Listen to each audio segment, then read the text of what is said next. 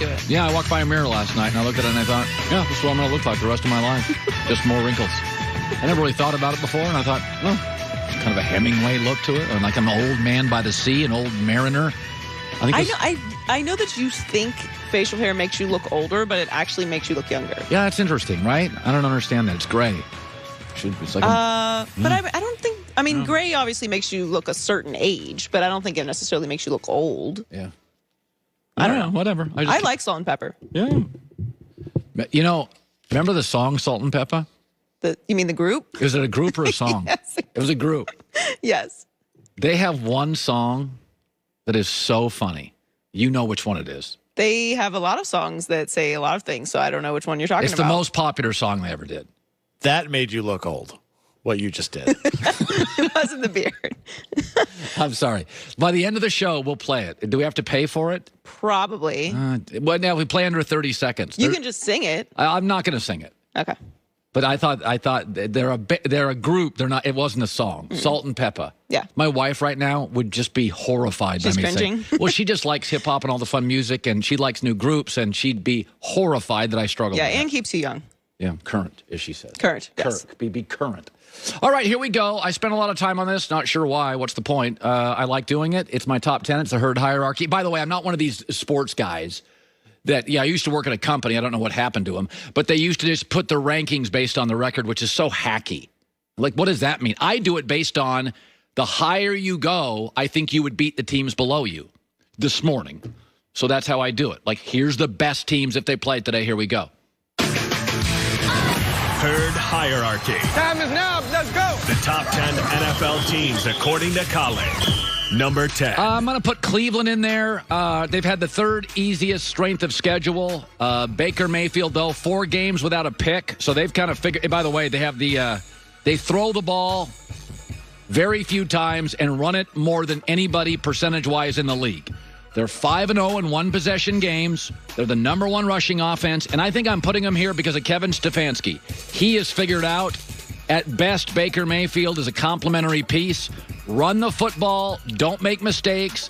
Easy schedule. We'll get into the playoffs. They're not a Super Bowl team. I'm not sure if they'll win a playoff game team. I don't think they can beat most AFC teams that'll win their division or wild card teams. But I think they've figured out what they are and what they're not. And for that, with their record, 5-0 in one-possession games, they're number 10. Number 9. But I think they'd lose to Tampa Bay, who I put at number 9. So they've had back-to-back losses. How can you do this, Colin? Folks, they lost close to Kansas City. It's a very good football team. Their defense is number 1 against the rush in the National Football League, number 2 in takeaways in the NFL this year. They humiliated Aaron Rodgers. It's a good football team. Tom Brady's got 28 TDs and 11 picks. That's already better than last year. They're fine. Now, Brady's also got the worst deep ball passer rating in the league. I think they have forced the ball down the field too much. I don't think that plays into Tom Brady's strengths, but they've had a tough schedule. They played the Saints twice. They played the Packers. They played Kansas City. This is a good football team, and I would take them over Cleveland. Number 8. But the Rams beat Tampa, so I put them at 8, and they're a good football team. Listen, Kyle Shanahan has got Sean McVay's number. Nobody else does, but Kyle Shanahan does. He's beaten them 4 straight games. First loss at SoFi Stadium. But again, it's a good football team. Number 2 in total defense. Number 2 in pass defense. I think they have the best secondary in the NFL.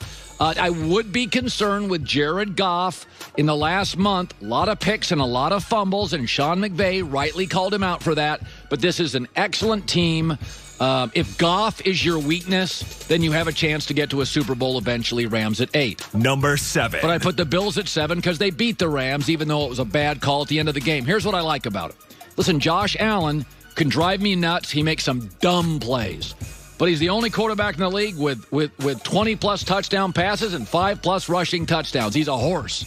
He's Big Ben. He's just a handful, and he drives me nuts, and he makes mistakes, and he did in college, and I think it's part of his DNA. He's going to drive me nuts his whole life. But I think this coaching staff is outstanding. Sean McDermott is now 4-0 off a bye. That's Andy Reid. That's Belichick. That's what the good coaches do. And their defense isn't great. But I'll say this, it's great situationally. It's great in the fourth quarter. They've got 10 takeaways in the last 5 games. That's tied for the NFL lead. And 10 takeaways in the fourth quarter, which is tied for the NFL lead. You don't have to be great defensively, but you have to be great at times. And they are, and I got them 7. Number 6. But I think they'd probably lose to Green Bay in a shootout. Listen, here's my problem with the Packers. They're 0-2 against teams with winning records, the Bucs and the Colts. They're 8-1 against everybody else. But it is fun to watch. I'd vote Aaron the MVP this morning. He's lighting it up. They have a star back, a star receiver, a star quarterback. I think their offensive line isn't great, but it's usually top third in the league. Now, they face one team remaining with a winning record, Tennessee. So people think I have them low.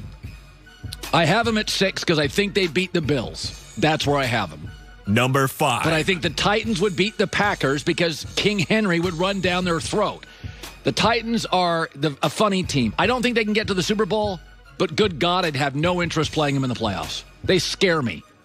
I mean, it's like I think Lennox Lewis was a better fighter than Tyson, but I think I'd rather face Lennox Lewis than I would Mike Tyson. Titans, fewest giveaways in the NFL. They never give you the ball. They try to just run it down your throat, and if they get into a mood, you'll just sit and watch them run the football. Ryan Tannehill, by the way, is at 8 straight games with a touchdown pass. When it comes to running the football, nobody can physically humiliate you in the league like Tennessee, and so I put them at 5. Number 4. But I take the Seahawks to beat them on a neutral field. I think Seattle, excellent coaching and GMing, they solved their pass rush in season. 19 sacks and 47 pressures since getting Carlos Dunlap and Jamal Adams on the field together. Both are the most in the NFL. They have solved their pass rush, which was a big question in September and October. And it's also simultaneously, what do you know, made their secondary, which isn't great, good at safety but not great. It's made that better. Their big issue now is can Chris Carson stay healthy? And the offensive line outside of left tackle is a bunch of meh.